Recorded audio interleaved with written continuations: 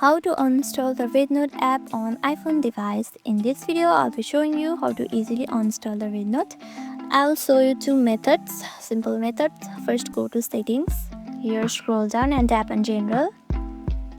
Now tap on iPhone storage. Here, scroll down until you see RedNote. Once you locate the RedNote, tap on it. Here you can see the delete app. Tap on it and simply tap on delete and it will be deleted from your device. This is the first method.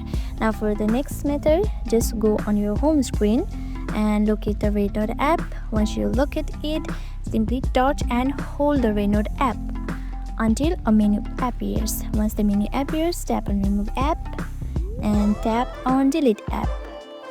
Now confirmation will be pop up. Simply tap on delete and boom, your RedNote app is just deleted from your device. Now that's it. Deleting the RedNote app from your device is just simple as this.